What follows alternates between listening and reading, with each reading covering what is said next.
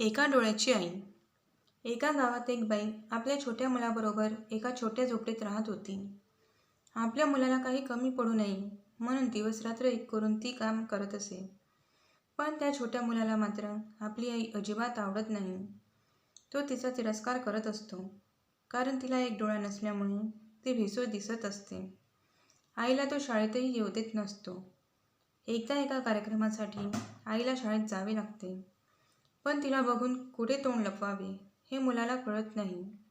रागाचा एक कटाक्ष टाकून तो तिथून पळून जातो. घरी आल्यावर तो आईला प्रचंड बोलतो. कशाला आली होतीस शाळेत? आता माझे मित्र मला चिडवतील. मी उद्या शाळेत कसा जाऊ? तुला एक डोळा का नाही? मला तू अजिबात आवडत नाहीस, वगैरे वगैरे. आई काहीही बोलत नाही. आपण आईला खूप बोललो याचे मुलालाही काही वाटत नाही. रागाने तो नुसता धुमसत असतो. आईशी काहीही न बोलता जेवतो आणि झोपतो. रात्री कधीतरी त्याला जाग येते, तर आपल्या मुलाची झोपमोड होऊ नये अशा दबक्या आवाजात त्याची आई रडत असते. पण त्याचेही त्याला काही वाटत नाही. एका डोळ्याच्या आपल्या आईचा त्याला अधिकच तिरस्कार वाटायला लागतो. त्या क्षणी तो निर्णय घेतो, शिकून खूप मोठे व्हायचे आणि इथून बाहेर पडायचे. त्याप्रमाणे तो खूप अभ्यास करतो. उच्च शिक्षणासाठी मोठ्या शहरात येतो. नामवंत विद्यापीठातून पदवी मिळवतो. मोठ्या कंपनीत मोठ्या हुद्द्यावर काम करू लागतो. एका सुंदर मुलीशी त्याचे लग्न होते. त्याला एक मुलगा, एक मुलगी होते. आता त्याचे कुटुंब पूर्ण होते, कारण हे सुंदर चित्र बिघडवणारी एका डोळ्याची आई तिथे नसते. तो तिला जवळजवळ विसरून गेलेला असतो. अतिशय सुखात असतो. एक दिवस त्याच्या घराचे दार वाजते. दारात एका माणसाबरोबर त्याची तीच एका डोळ्याची आई उभी असते. तिला बघून त्याची मुलगी घाबरून आत पळून जाते. तो आधी चक्रावतो आणि मग स्वतःला सावरत तिला म्हणतो, कोण आहेस तू? इथे का आलीस? बघ, माझी मुलगी तुला घाबरली. मी बहुतेक चुकीच्या पत्त्यावर आले, असे काहीसे पुटपुटत आई निघून जाते.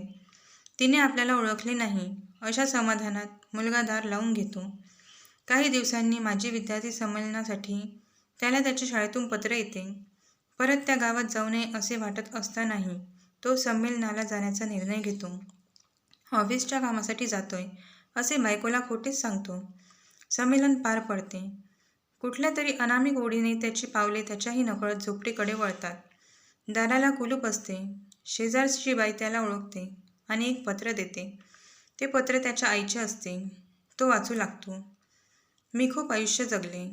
तुझ्याकडे आता मी कधीच परत येणार नाही. पण तू कधीतरी येऊन मला भेटावेसे अशी माझी खूप इच्छा आहे. शाळेच्या संमेलनाला तू येणार हे कळले होते, पण तिथे येऊन तुला भेटायचे नाही असे मी नक्की ठरवले.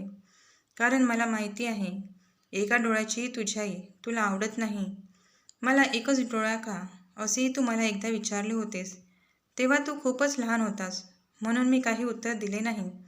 पण आज सांगते, बाळा, तू लहान असताना एक अपघात झाला. त्या अपघातात तू तुझा एक डोळा गमावलास.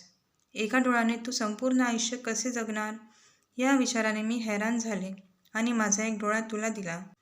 मला तुझा खूप अभिमान आहे. तू मला जे बोललास किंवा माझ्याशी जसा वागलास त्यासाठी मी तुझ्यावर अजिबात रागावलेले नाही. तुझे माझ्यावर खूप प्रेम आहे असाच विचार मी करते. कधी काळी माझ्या अवतीभोवती खेळणारा तू मला नेहमी आठवतोस. पत्र वाचून मुलगा ढसाढसा रडू लागला. जी व्यक्ती केवळ त्याच्यासाठी जगली, स्वतःचा सर्वात महत्त्वाचा अवयव जिनं त्याला सहजपणे देऊन टाकला, तिच्याशी आपण किती निर्दयपणे वागलो त्याला प्रचंड पश्चाताप झाला. तो आईला मोठ्या मोठ्याने हाका मारू लागला. पण आता त्याचा काय उपयोग होता? मित्रांनो, आई वडिलांसाठी कोणतीही गोष्ट सोडा, पण कोणत्याही गोष्टीसाठी आई वडिलांना सोडू नका. कारण जीवनात एक वेळ कोणतीही गोष्ट आपली साथ सोडेल, पण आई वडिलांची साथ ही नेहमीच तुमच्याबरोबर आयुष्यभर असेल. मित्रांनो, तुम्हाला ही कथा आवडली असेल तर चॅनलला लाईक, शेअर आणि सबस्क्राईब करायला विसरू नका. धन्यवाद.